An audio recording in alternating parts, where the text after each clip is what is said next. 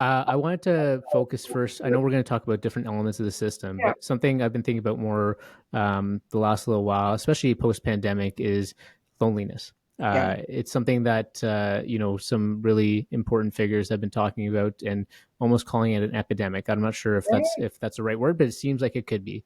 I'm just going to share a video for folks and for yourself. It's with Vivek Murthy, who's the U.S. Surgeon General, and he wrote a book on loneliness. And I'm just going to pull this up for us here, and then maybe we can have a bit of a conversation here. Loneliness is far more than just a bad feeling. Being socially disconnected, which can range from feeling alone to being isolated, is bad both for individual and societal health. Research shows that loneliness and isolation are associated with a greater risk of heart disease, dementia, stroke, depression, anxiety, and premature death. In fact, lacking connection can increase the risk of premature death to levels comparable to smoking daily. Loneliness and social isolation are also far more common than we might realize. About 1 in 2 American adults report experiencing loneliness. Everyone can be impacted across all ages, socioeconomic conditions, and geographies. This widespread disconnection presents profound threats to our health and well-being. Social connection is as fundamental to our mental and physical health as food, water, and sleep. And it affects our performance and productivity at work, school, and in our communities. Now is the time to invest in building social connection. This first ever Surgeon General's advisory on our epidemic of loneliness and isolation shows us how. The keys to connection are simple. Answer a phone call from a friend. Invite someone over to share a meal. Listen and be present during conversation. Seek out opportunities to serve others. These steps may seem small, but they're extraordinarily powerful. By strengthening our relationships, we can improve our heart and brain health, reduce our risk of diabetes and high blood pressure, boost our immune systems, and lower our risk of depression. We can build lives and communities that are healthier and happier. And we can ensure our country and the world are better poised than ever to take on the challenges that lie ahead. Visit surgeongeneral.com. I always love, I don't know if you've listened to Vivek Murthy speak before, but he just has this very calm demeanor about him. Brilliant. Yeah. Fostering connection, we need to all think about how to do that. It seems like there's some, he talks about some very specific actions at sort of that individual level, but from a healthcare system perspective, this is where I may be challenged in thinking about this. Is there anything we can do at a system level to perhaps sort of foster connection and address some of those actions that he's talking about?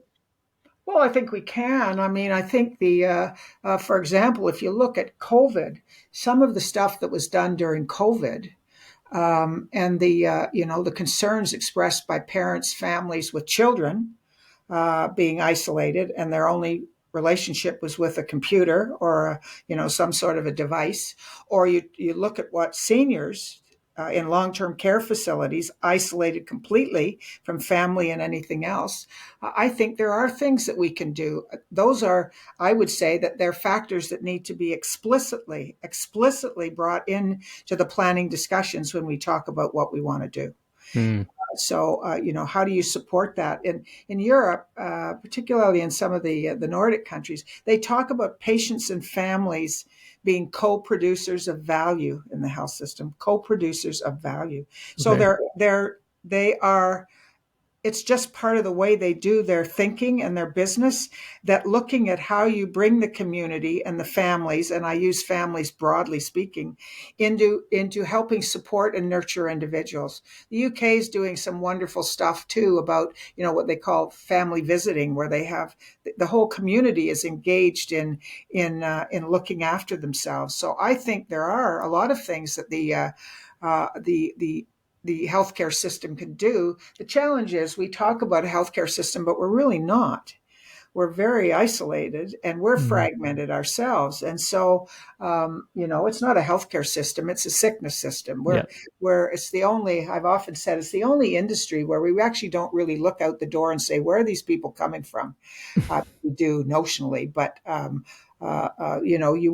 you look at a box of Kleenex. I mean, Kimberly-Clark wouldn't develop the box until they looked at, what the public's view was of colors, of all kinds of shapes, you name it. We don't do that. And so when you get sick, we want to make sure that if we treat you as fast, appropriately, efficiently, and all of that other stuff that we talk about. But what makes a person is kind of secondary to all of that. Yeah, it's like you treat and then out the door, and you move on to the next patient, right? There, Absolutely. I know I have a friend who moved to Germany, and they said that um, she was contacted within months about like, hey, it'd be good to find you a physician, or anyways, the system connected with her, and she was just shocked. And I think, like, I don't know if culturally that would resonate with folks here in Canada, especially from a post-COVID world, but it just seems like they understand there that, okay, there needs to be this follow up, there needs to be some connection to the system. You're not just completely on your own as an individual, that somebody is looking out for you and caring for you. Like, I imagine that makes a difference. It does, absolutely. And if you plan and organize services around, or supports around, what is it that makes and keeps an individual healthy? Mm-hmm. If something goes wrong, fine, you deal with that, and that our so-called system is supposed to do that. But it's nested in a bigger picture.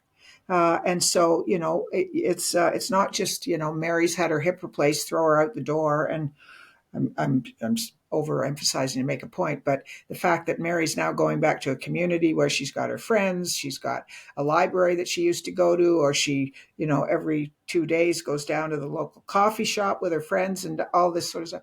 How do you actually connect? What is it that Yeah. makes these individuals successful and healthy in their own community? And it's not the acute care services they got when they needed some surgery.